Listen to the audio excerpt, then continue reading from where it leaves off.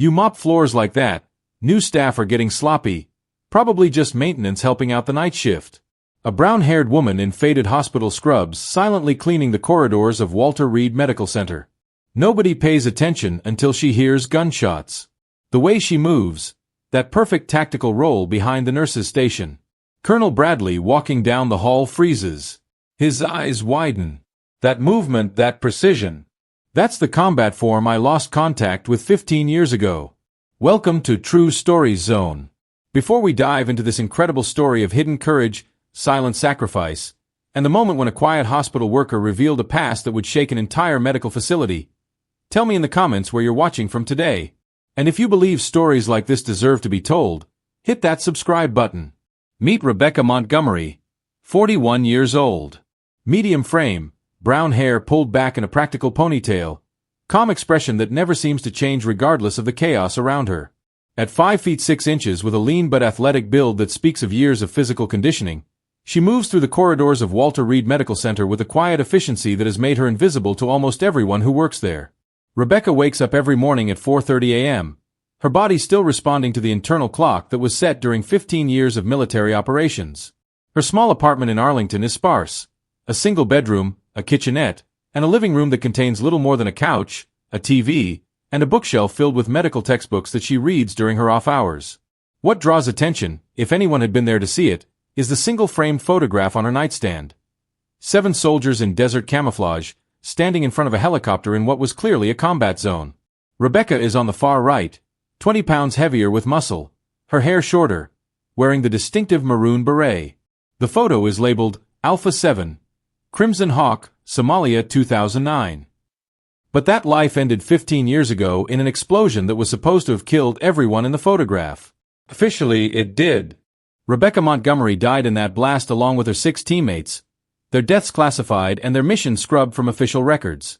The woman who now mops floors at one of America's premier military medical facilities is a ghost, someone who chose to remain dead rather than return to a world that no longer had a place for her skills. The job at Walter Reed had been arranged through channels that officially didn't exist, a quiet placement that gave her work, benefits, and most importantly, a purpose. She had chosen the night shift deliberately. Fewer people, less attention, and the kind of routine that allowed her to blend into the background where her particular skills would never be needed. Or so she thought. Walter Reed Medical Center during the night shift was a different world from the bustling daytime environment. The corridors that rang with activity during the day became quiet pathways where Rebecca could work without interruption, maintaining the cleanliness and organization that kept one of America's most important medical facilities running smoothly. Rebecca's shift began at 11 p.m. and ended at 7 a.m., 8 hours of systematic cleaning that took her through every wing of the hospital. She had memorized the layout within her first week, not through any conscious effort but through the same kind of automatic reconnaissance that had once kept her alive in hostile territory. She knew every exit, every stairwell, every security camera, and every blind spot. Her supervisor, Janet Willis, was a 20-year veteran of hospital administration who appreciated employees who did their jobs without causing problems. "Rebecca's the best night cleaner we've had in years," Janet often told the day shift supervisors. "Shows up on time, does quality work, never complains about assignments." What Janet didn't know was that Rebecca approached her cleaning duties with the same systematic precision she had once applied to demolitions operations. Every area was cleared according to a mental checklist that ensured optimal efficiency and complete coverage. Every supply cabinet was organized with a kind of attention to detail that came from years of maintaining equipment that had to work perfectly under life-or-death conditions. The medical staff who encountered Rebecca during shift changes saw her as part of the hospital's infrastructure, reliable, professional, and forgettable. Dr. Amanda Foster, the chief resident in emergency medicine, had worked at Walter Reed for 3 years and couldn't have picked Rebecca out of a lineup despite seeing her dozens of times each month. "She's just one of the night cleaners," Dr. Foster would have said if asked. "Does her job, stays out of the way, never causes problems." But Rebecca was always watching, always assessing, always ready. Her cleaning cart was positioned to provide quick access to exits. Her route through the hospital was planned to maintain visual contact with security stations. Her work schedule was designed to keep her in areas where she could respond quickly to emergencies. These weren't conscious decisions. They were the automatic responses of someone whose survival had once depended on constant vigilance. For 3 years, Rebecca had maintained the same routine with clockwork precision. She would arrive at the hospital at 10:45 p.m., change into her work clothes in the staff locker room, and collect her cleaning supplies from the maintenance closet. Her route through the hospital never varied. Start with the administrative wings, move through the patient care areas, finish with the emergency department and surgical suites. Tuesday night began like any other shift. Rebecca arrived at her usual time, collected her supplies, and began her systematic cleaning of the hospital's administrative wing. The evening had been quiet, a few routine admissions, some minor emergencies, the kind of steady but manageable workload that characterized Walter Reed's night operations. At 2:17 a.m., Rebecca was cleaning the hallway outside the hospital's financial offices when she heard the sound that changed everything. Automatic gunfire echoing from the direction of the emergency department. The sound was unmistakable to someone with Rebecca's background. 3-round bursts from what sounded like an assault rifle, followed by single shots that suggested someone was engaging multiple targets with tactical precision. Rebecca's body reacted before her mind had fully processed what was happening. She dropped her mop, turned toward the sound, and began moving with the fluid urgency that had once carried her through combat zones. The hospital's public address system crackled to life. Code Silver, Emergency Department. Code Silver, Emergency Department. All personnel implement lockdown procedures immediately. Code Silver meant an armed intruder. Rebecca knew this because she had memorized all of the hospital's emergency protocols during her first week on the job. Around her, the few staff members working the night shift began implementing the lockdown procedures they had practiced but hoped never to use. Dr. Foster's voice echoed through the corridors. Multiple casualties in the ED. We need all available medical personnel and security to respond immediately. Rebecca stood in the hallway, her cleaning cart beside her, watching as nurses and doctors ran toward the emergency department while other staff members moved to secure their areas. Every instinct she had developed over 15 years of military service was screaming at her to move, to assess the threat, to take action. Then she heard something that changed her mind. The terrified screaming of civilians who were caught in a situation they couldn't understand or escape. Rebecca moved. She abandoned her cleaning cart and began walking toward the emergency department with the measured pace of someone who knew exactly what she was doing. Her route took her through corridors she had cleaned hundreds of times, but now she was seeing them through different eyes. Tactical eyes that assessed cover, concealment, and fields of fire. Rebecca reached the intersection of corridors that led to the emergency department and paused to assess the situation. Through the reinforced glass doors, she could see the chaos inside. Overturned furniture, broken equipment, and people huddled behind makeshift barriers while armed figures in tactical gear moved through the area with military precision. This wasn't a random shooting by a disturbed individual. This was a coordinated attack by people with training, equipment, and a specific objective. Rebecca counted at least 4 attackers, all wearing body armor and carrying military-style weapons.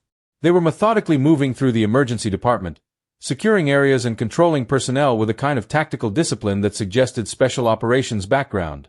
But they had made one crucial mistake in their planning. They hadn't accounted for the possibility that their target location might contain someone with training that matched their own. Rebecca studied the attackers' movements for 30 seconds, just long enough to understand their deployment pattern and identify their leader.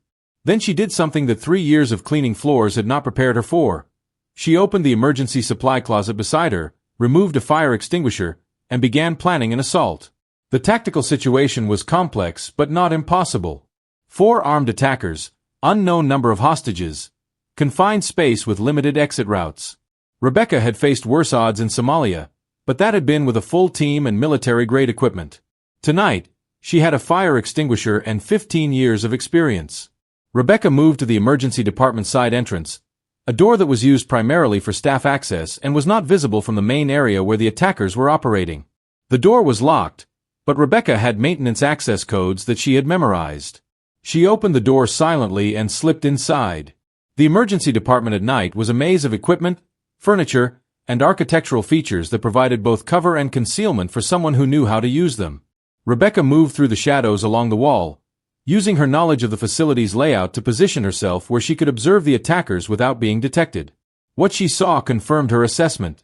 This was a professional operation. The 4 attackers were working in coordinated pairs, with one team controlling the hostages while the other searched through medical records and computer systems. The hostages included 2 nurses, an orderly, a security guard, and 3 patients who had been in the emergency department when the attack began. As she prepared to make her move, something happened that changed everything. Colonel Bradley walked into the emergency department. Colonel Richard Bradley, 52 years old, had been Rebecca's commanding officer during the Alpha 7 mission in Somalia. He was at Walter Reed for a routine medical consultation, but the Code Silver alert had caught him in the hospital when the lockdown procedures went into effect. Rebecca recognized him immediately. 15 years had added gray to his hair and lines to his face, but his bearing was unmistakable.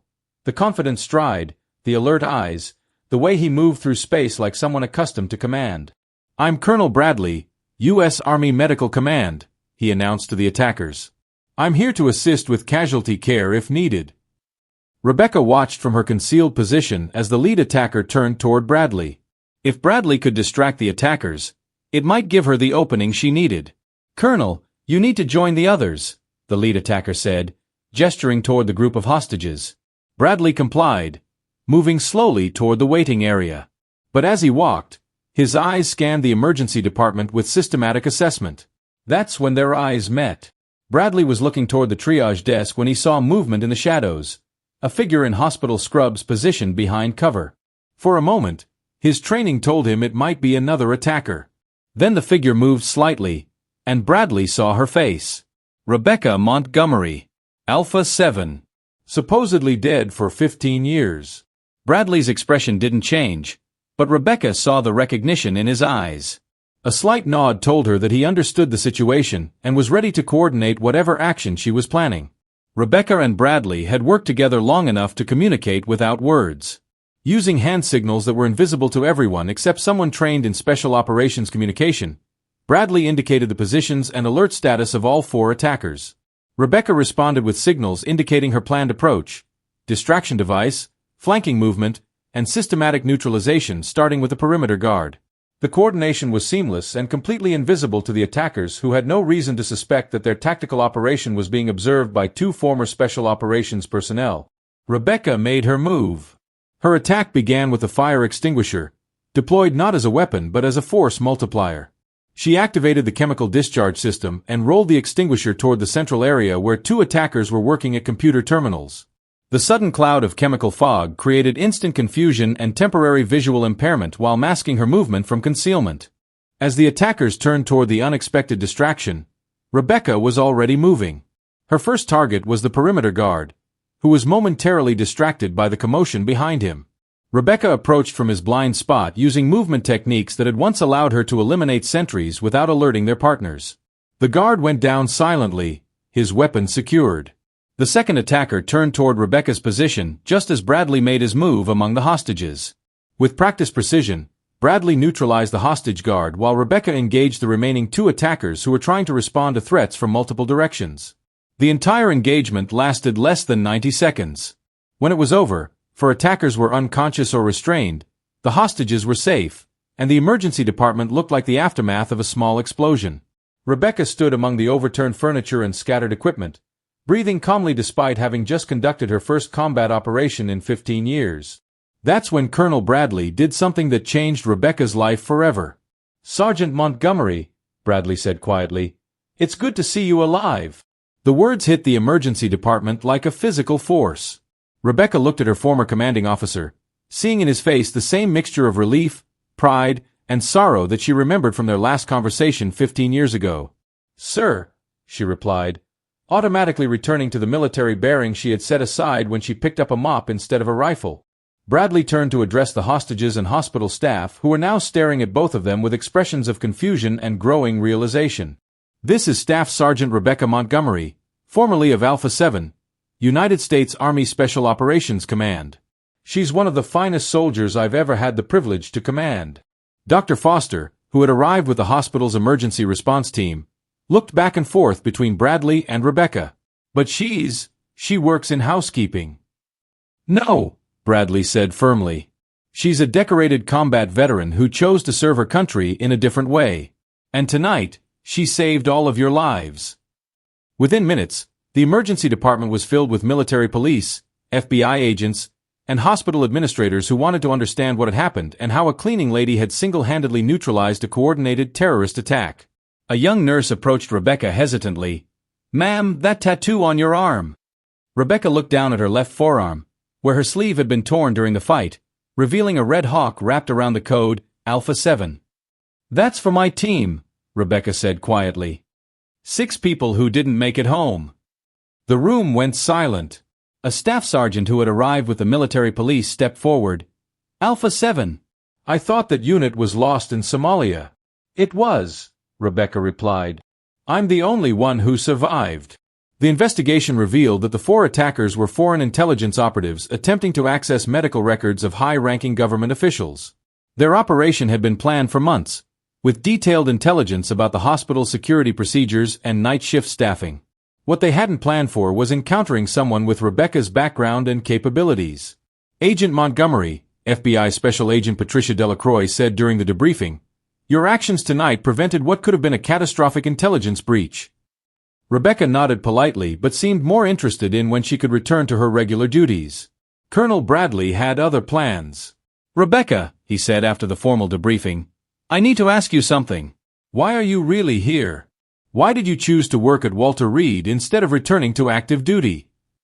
Rebecca was quiet for a long moment before answering. "Because this is where I'm needed, sir. Not as a soldier, but as someone who understands that the most important work is often the work that nobody notices." "What do you mean?" "I mean that keeping this hospital clean and functional is just as important as any mission I ever completed in Somalia. The difference is that here, success is measured by the people who get better and go home, not by the people who don't." Bradley understood. "But you could do so much more. The military needs people with your experience." Rebecca smiled, the first genuine smile Bradley had seen from her since their reunion. "Colonel, I am doing something. I'm making sure that when wounded soldiers arrive at this hospital, everything works perfectly. That's not less important than what I used to do. It's just different." 3 days after the incident, Rebecca returned to her regular shift. The hospital's administration had offered her a position in security management. The FBI had extended an invitation to join their tactical response team, and Colonel Bradley had suggested she consider returning to active duty. Rebecca declined all of the offers. "Ma'am," Janet Willis, her supervisor, said during their meeting, "are you sure you want to keep cleaning floors?" Rebecca looked around the maintenance office where they were meeting, the same office where she had reported for work every night for 3 years. "Janet," she said, "do you know what I see when I walk through this hospital?" "What?" "I see soldiers who are learning to walk again. I see families who are reunited with people they thought they'd lost. I see doctors and nurses who save lives every single day. And I see a place that works because hundreds of people do their jobs perfectly, whether those jobs are glamorous or not." Rebecca paused. 3 years ago, I was someone who solved problems with explosives and violence. Today, I'm someone who solves problems with dedication and service. I know which version of myself I prefer. Janet nodded slowly. "But don't you want recognition for what you did?" Rebecca touched her left forearm, where the tattoo was hidden beneath her sleeve. "I have all the recognition I need. 6 friends who didn't make it home, and a job that lets me honor their memory by taking care of the people they died protecting." That evening, as Rebecca began her regular shift, she noticed that something had changed in the way people looked at her. The respectful nods from security guards, the genuine smiles from nurses, the careful way that doctors stepped aside when she was working. All of it suggested that word had spread through the hospital about what had really happened in the emergency department. "Rebecca," Dr. Foster said as she passed through the emergency department, "I wanted to thank you again for what you did. But I also wanted to ask you something." "What's that? Were you really going to take on 4 armed terrorists with a fire extinguisher?" Rebecca smiled as she continued mopping. "Dr. Foster, I've taken on worse odds with less equipment. But I'd rather not have to do it again." "Why not?" "Because," Rebecca said, gesturing around the now clean emergency department, "this is better. This is healing instead of hurting. This is building instead of destroying." Dr. Foster watched Rebecca work for a moment, seeing her with completely new understanding. "You know, we could use someone with your background in our trauma response team." Rebecca paused in her cleaning. "I appreciate the offer, but I think I'm more useful right here, doing this job. Because when the next group of wounded soldiers arrives, they're going to need an environment that's perfect. And that's what I do. I make things perfect." 6 months later, Rebecca Montgomery still works the night shift at Walter Reed Medical Center. Her official title remains Environmental Services Technician, but her unofficial role has expanded to include consultation on security protocols and emergency response procedures. Colonel Bradley visits the hospital regularly, both for his medical care and to check on Rebecca. Their conversations are brief and professional, but there's an understanding between them that transcends their current roles. "Any regrets about staying here?" he asked during one of their conversations. Rebecca looked around the spotless corridor she had just finished cleaning, watching as nurses prepared for the night shift and doctors made their final rounds. "No regrets, sir. This is where I belong. Even though you could be doing more important work?" Rebecca touched her left forearm, feeling the outline of the tattoo that connected her to 6 fallen soldiers. "Colonel, I wake up every morning knowing that my work helps wounded soldiers recover and go home to their families." "How is that not important?" Bradley nodded, understanding finally dawning. "Because you're still protecting people. That's what we do, sir. We protect people. The methods change, but the mission stays the same." As Bradley walked away, Rebecca returned to her cleaning cart and began preparing for another night of methodical, careful work. Around her, Walter Reed Medical Center continued its mission of healing and recovery, supported by hundreds of dedicated professionals who understood that the most important work is often the work that nobody notices. But now, at least a few people knew that among those professionals was someone who had survived the impossible, chosen service over recognition, and found a way to honor fallen friends through daily dedication to keeping others safe. Rebecca Montgomery had learned that heroes don't always need recognition. Sometimes they just need the quiet satisfaction that comes from work well done. The Red Hawk tattoo on her arm carried 6 names, 6 friends, 6 soldiers who had died believing their mission mattered. Every night, as Rebecca cleaned the floors that wounded soldiers would walk on, she proved they were right. Because some missions never end. They just change uniforms. Share this story if you've ever learned that the person you overlooked was carrying the weight of heroes on their shoulders. Because sometimes the most important guardian is the one you never see coming, working the night shift with a cleaning cart, ready to remind the world that some people never stop protecting others. They just find new ways to serve.